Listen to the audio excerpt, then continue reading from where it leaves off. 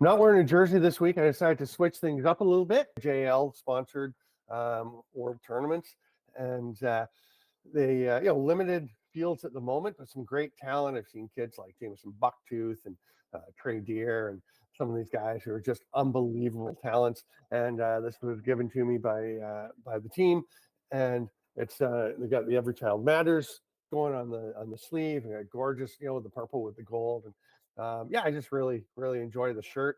And when you look at the official Haudenosaunee Nationals Club coming up for this year. Obviously, we've looked at the U.S. a fair bit because of all the interest in some of the players that have just kind of popped up for us. But I think it's really interesting to look at the Haudenosaunee team that we have.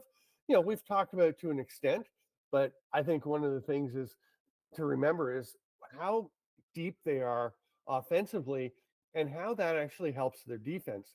Because you look at, say, the right side, if Randy Stotts is healthy, obviously he's a part of that team.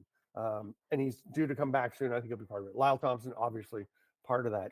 And then for the other two spots, you basically have four righties and four lefties pretty much that you take for the Worlds with a 23-person roster.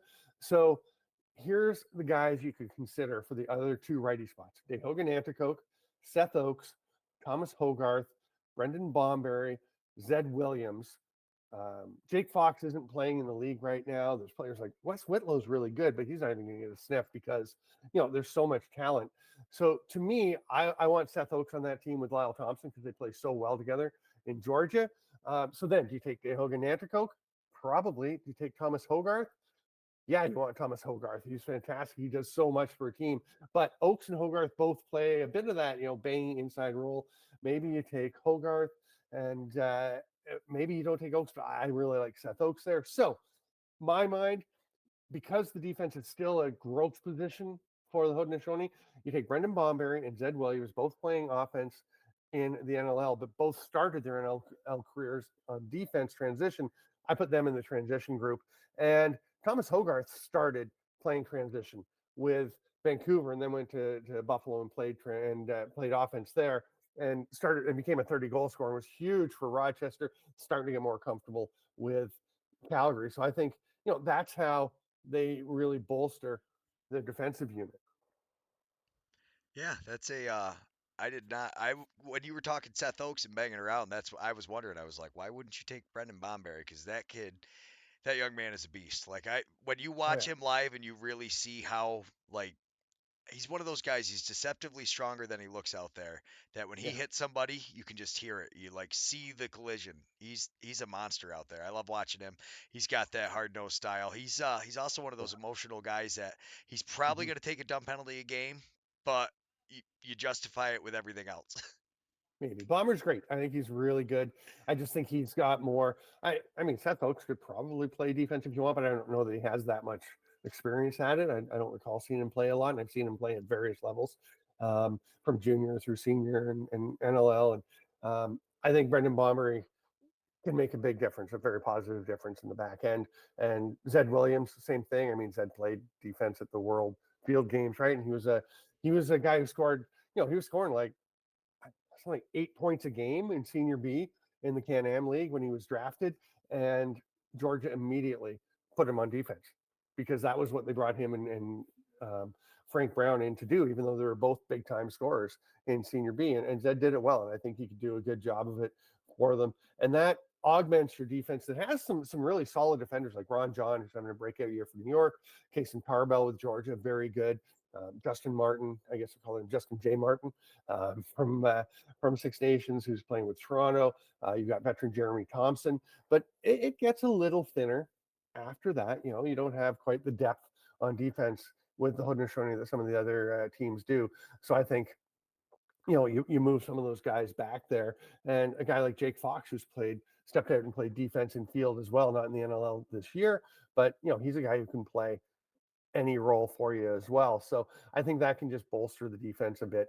And you want to have as solid a defense as you can and have that running game. And of course, that leads us into a discussion of the goaltending.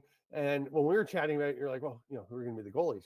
And I think Doug Jamieson and Warren Hill pretty clearly are the two guys. Jamieson, probably the edge as the starter right now, but I mean, Jamison and Hill play together plenty with the Six Nations Chiefs. And, you go with whoever's hotter. I think they both play at the Worlds because there's a bunch of games. You're not going one goalie the whole time. And you see who's hot. And that's who's playing in the medal round. For the third goalie, the third position, I think you've got Angus Goodleaf as a possibility. He's come back to the NLL. He's now a backup in Georgia. I would be inclined to go with Deacon Knott, the young goalie who was the starter and the star for the Burlington Blaze last year as they won the Minto Cup.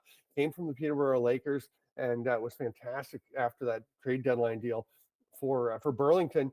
Played for Canada at World Juniors, the IIJL World Juniors, but that doesn't preclude him from playing for the Haudenosaunee for this. He was actually going to play with the Haudenosaunee at that tournament. Wound up with Canada, won a gold medal, was the all world team goalie, and that was fantastic. Made one of the best outlet passes I've ever seen from a goalie. We really highlighted that at the time. And I think Deacon Knott's a real up and comer, the young Philly backup, who you have in as a third goalie probably, and develop him into a viable starter down the road for. I mean, Philly's doing the same thing. I think Haudenosaunee looking the same way, I would imagine.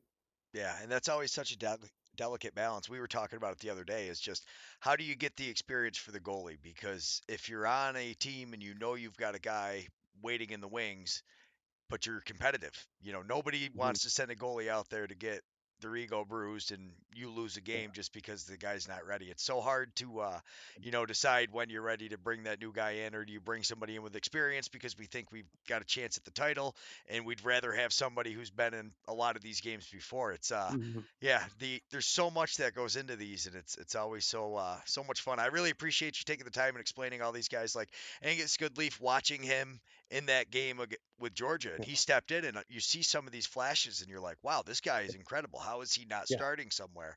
And then you're like, oh, well, he played for the world team here, and he accomplished this, and I'm like, well, that makes sense because I watched him, I watched him play in the Georgia game, and I was like, wow, he is good, and yeah, Yeah.